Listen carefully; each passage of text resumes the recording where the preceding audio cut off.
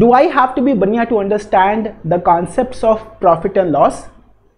I come across this question all the time in my classes, and my answer is no. You don't have to be Baniya, you don't have to understand how businesses work, but at the same time आपको ये पता होना चाहिए कि percentage कैसे काम करता है, how to find out percentile increment and decrement. अगर ये आता है तो फिर यहाँ से आपका काम चल जाएगा.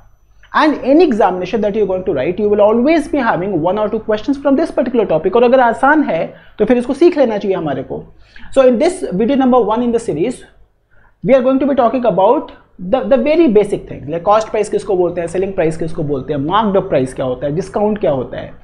And अगले 7-8 वीडियोस में हम इस पर्टिकुलर टॉपिक को मास्टर करने की कोशिश करेंगे. So let us get started and try to understand these terms. CP stands for cost price. SP stands for selling price. Profit जो शॉपकीपर कमाना चाहता है, लॉस जो शॉपकीपर को हो जाता है ना. मार्क्ड अप प्राइस क्या होता है, डिस्काउंट क्या होता है, इस पे अभी बात करते हैं. बट एक चीज बड़ी क्लियर है कि सेलिंग प्राइस हमेशा या तो कॉस्ट प्राइस प्लस प्रॉफिट होगा, यही होगा ना भाई. अगर कोई दुकानदार अपनी दुकान पे 100 रुपए की चीज़ लेके आता है और वो 10 रुपए का प्रॉफिट कमाना चाहता है उस पर, तो वो बेचेगा कितने का? The shopkeeper will be selling this at 110 rupees, right. And in this situation selling price obviously is going to be more than the cost price. ज़्यादा भी बेचोगे तो सेलिंग प्राइस ज़्यादा होगा. एंड द सेकेंड इज, अगर loss हो गया तो क्या होगा? कॉस्ट प्राइस माइनस लॉस हो जाएगा. यह है बड़ी सिंपल सी चीज, इसमें ज्यादा कुछ दिमाग लगाने की जरूरत नहीं है. तो आपने क्या सीखा यहाँ पे? 2 चीज सीखी आपने कि selling price is going to be equal to cost price plus profit, और अगर ऐसा हुआ तो selling price is going to be more than cost price. और अगर गलती से शॉपकीपर को घाटा हो गया तो selling price is going to be cost price minus loss. और इस सिचुएशन पे जो सेलिंग प्राइस होगी वो कॉस्ट प्राइस से छोटी होगी. अच्छा, ये दिखने में बड़ा आपको लग रहा होगा ये बड़ी ऑब्वियस सी चीज है, बट आप क्वेश्चंस में इसको अप्लाई नहीं कर पाते हो. So we will see that, right. So first and second you have understood this proposition, right? Now how do we find out profit percentage? That's a very important thing. Understand, एक तो चीज बड़ी clear होनी चाहिए आपको, वो ये है कि प्रॉफिट या लॉस होगा किसको? शॉपकीपर को होगा या कस्टमर को होगा? शॉपकीपर को ही होने वाला है प्रॉफिट, शॉपकीपर को ही होने वाला है लॉस. तो जब भी आप प्रॉफिट परसेंटेज निकालते हो, it is always calculated on the cost price and never on to the selling price. I hope you are understanding this thing. So what did I say? Profit percentage is always calculated on cost price and never onto the selling price. Simple statement है ये, but इसको हमारे को question में use करना आना चाहिए. And eight the same time अगर प्रॉफिट शॉपकीपर को होगा तो लॉस किसको होगा? लॉस भी तो शॉपकीपर को होगा. And in this situation loss percentage is going to be how much? Loss percentage is loss upon CP into 100. That is how you find out the percentage. And what is the marked up price? Marked up price वो price होती है जो customer देखता तो है but वो उस price को पे नहीं करना चाहता. Say you're the customer, you roam around here and there in certain shops. आपको एक प्राइस दिखी 200 रुपीज, आपने शॉपकीपर को बोला I want 20% discount on to this.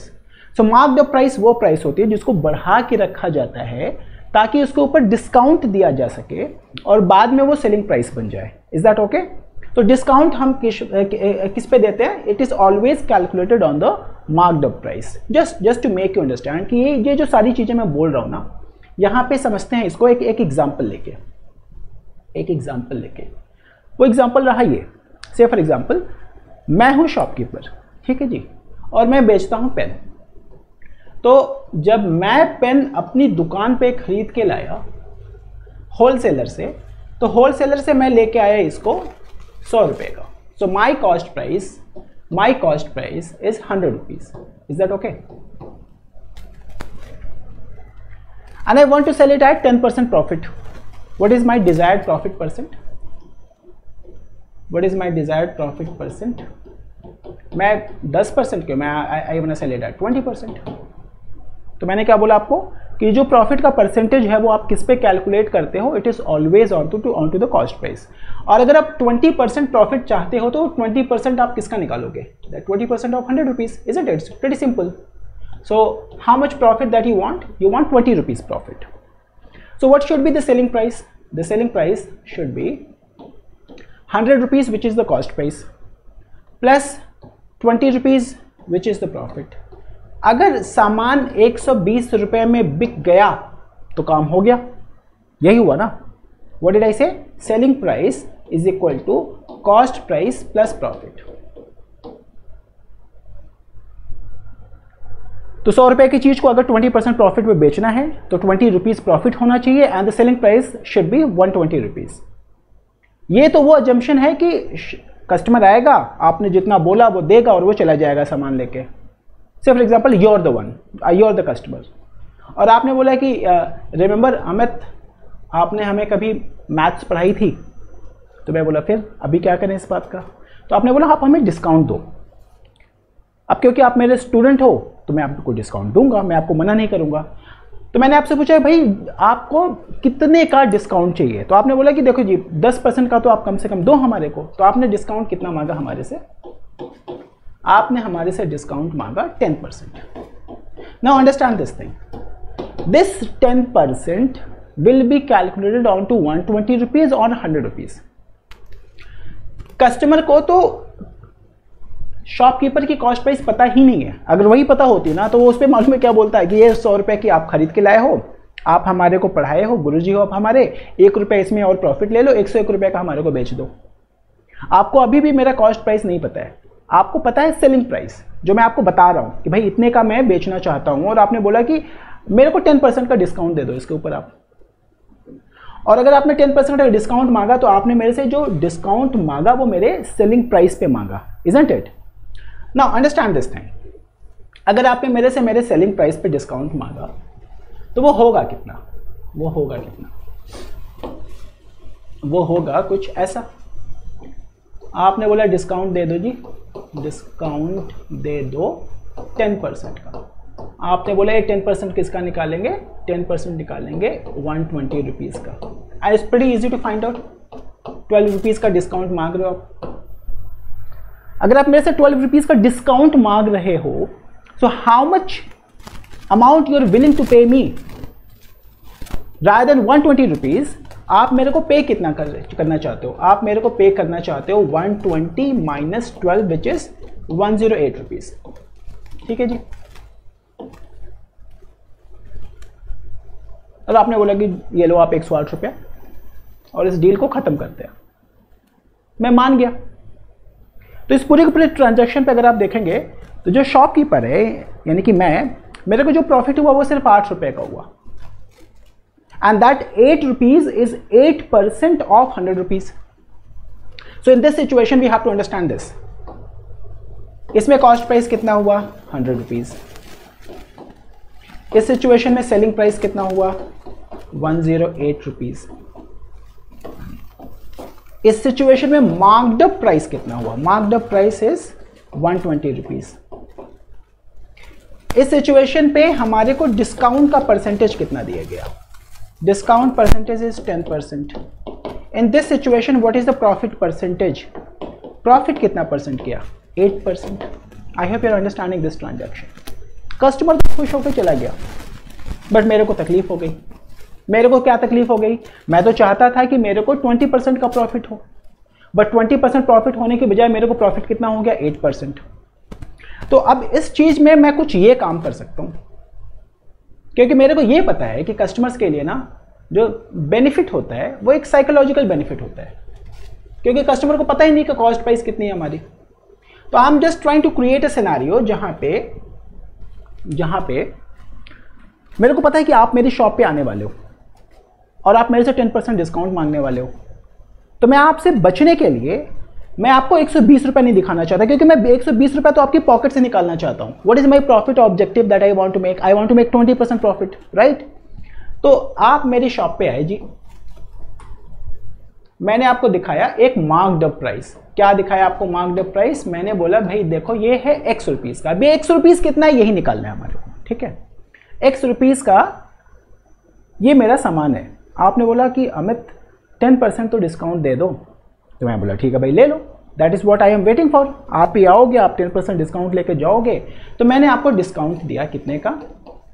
मैंने आपको डिस्काउंट दिया 10% का। सो 10%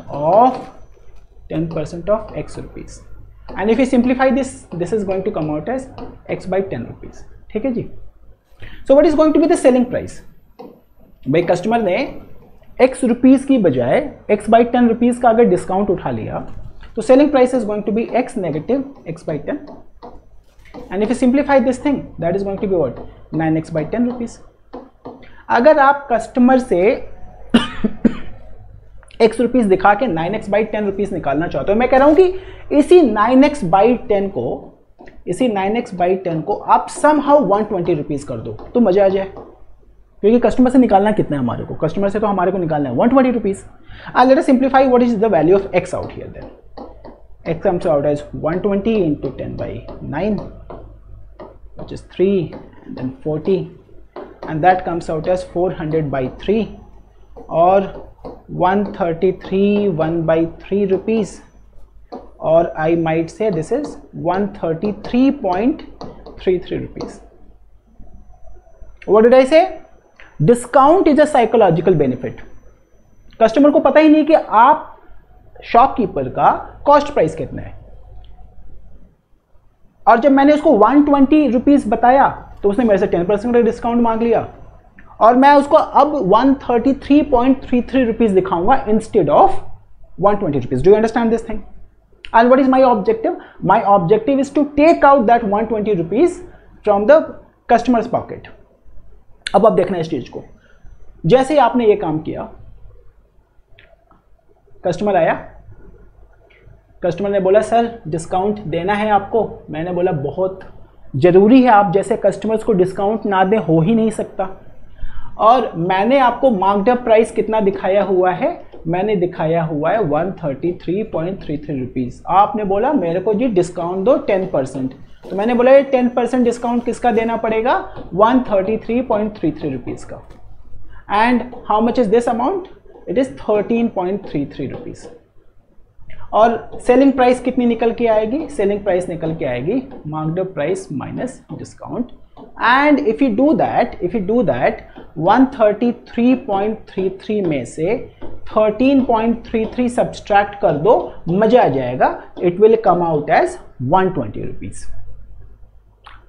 कस्टमर खुश हो गया because customer is getting 10% discount. Shopkeeper खुश हो गया because shopkeeper is getting 20% profit. I hope you're understanding these terminologies. So what is that I'm trying to understand? I'm trying to tell you there are three things that you need to understand.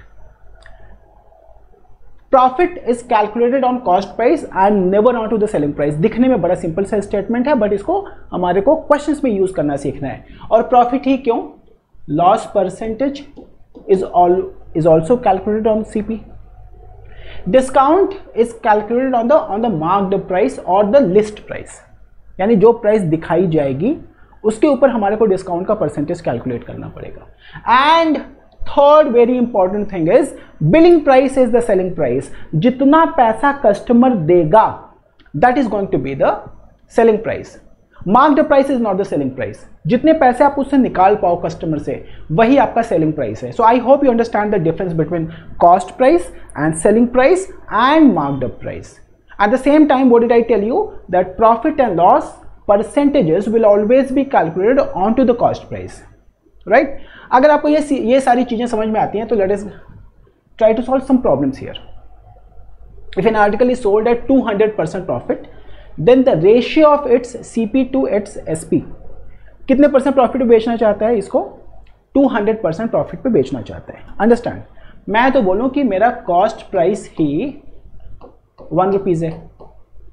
किसी चीज को अगर simplified terms आप लोगे तो फिर आपका काम आसान हो जाएगा। तो मैंने बोला कि कॉस्ट प्राइस ही मेरा 1 रुपया है, तो मेरा प्रॉफिट कितना होगा? Profit is 200%. And what did I tell you? profit is calculated onto the cost price, so 200% of 1 rupee.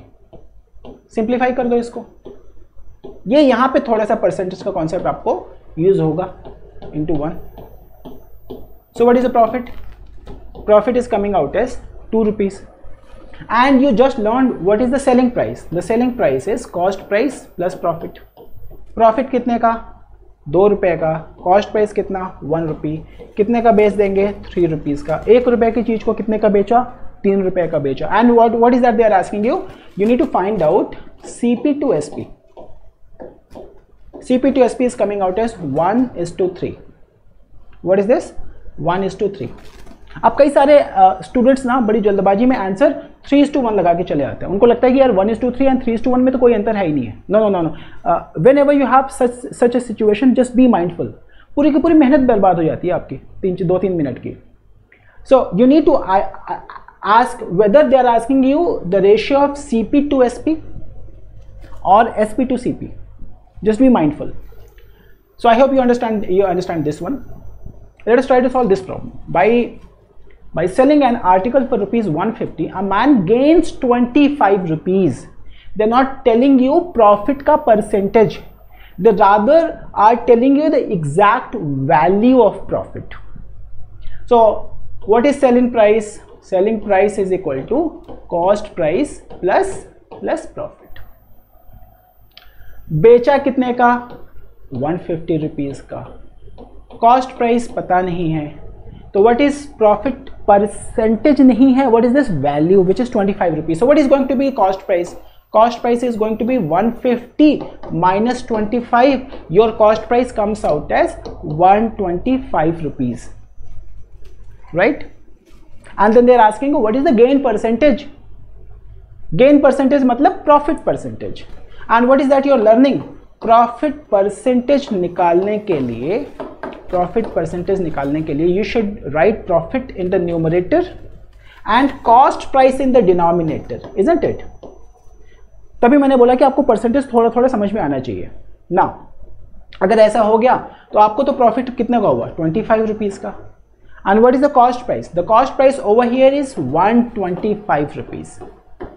अगर आप इसको सिंप्लीफाई करोगे तो आपके पास आंसर निकल के आएगा 20%, right? So what is going to be the profit percentage? It is 25%. What did I say? 20%, not 25%. ये वाली लाइन में यहाँ पे गड़बड़ नहीं होना चाहिए, राइट?